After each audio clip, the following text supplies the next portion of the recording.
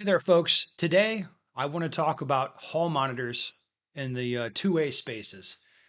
And by two-way spaces, I mean anywhere where we're talking about guns or using guns. So, like ranges, the internet, all that stuff. And then the culture of hall monitors. And I've seen this used to be a lot more of a thing. I think people are kind of turning on the hall monitor culture where it's like, oh, like this and that's unsafe, or where guys they talk about safety all the time obsessively, but what I see that from them is they're not really doing anything that's safe. They're just trying to prevent other people from doing stuff they don't like.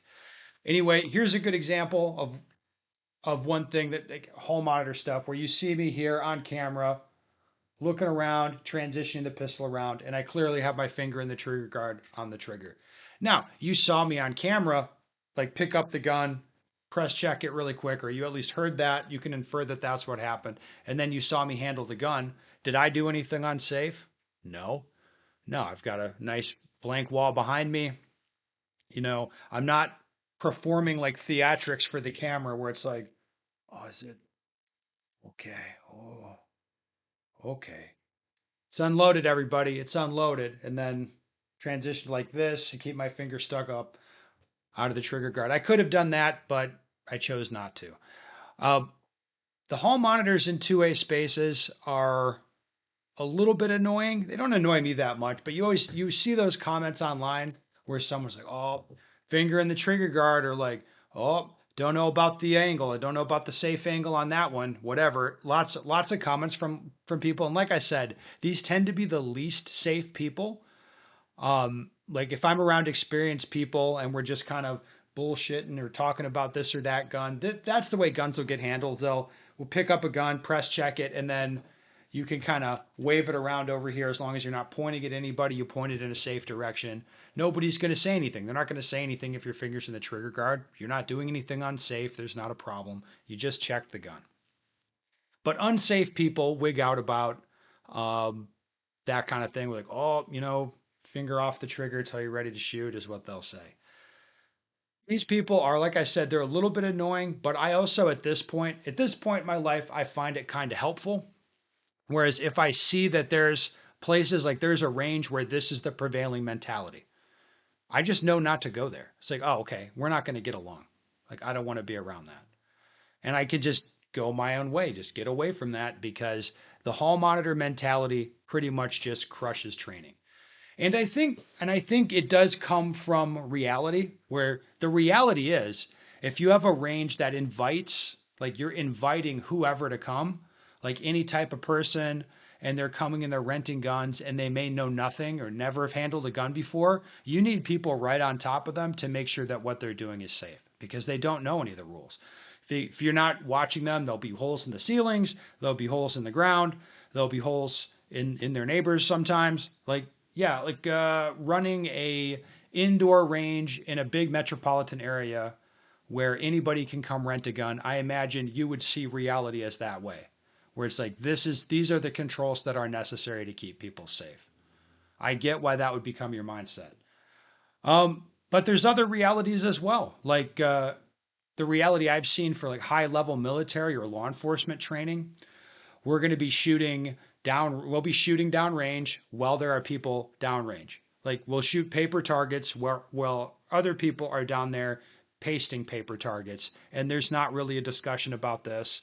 And nobody's talking like worried about safety. It's just, no, we're going to shoot this direction here, like this angle. We're going to shoot this way.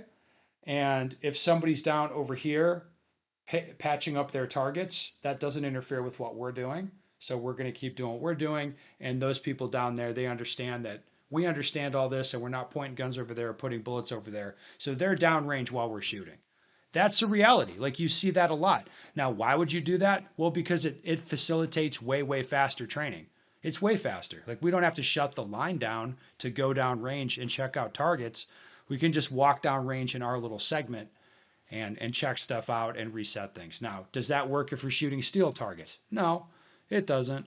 Does that work in every circumstance? No. But if it's like safe and efficient, then we're going to have guys downrange while we're shooting. That's a reality. Another reality that I think about is this.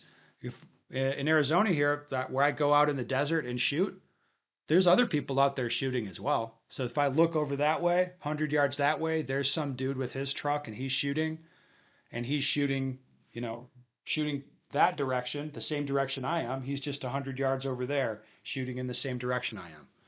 Does he point his gun at me or whatever? Like, no, there's no interaction. I don't know this person at all. I'm not going to interact with them. They're 100 yards away and they're just shooting in a safe direction with no rules, no restrictions, no nothing. There are no controls put on this person except for common sense.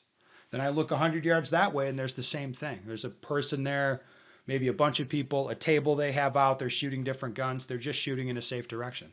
They're just shooting, everybody's shooting this way. They're just over there shooting this. I'll walk out, in my little segment and paste up targets and there's not going to be a problem. There's not an issue.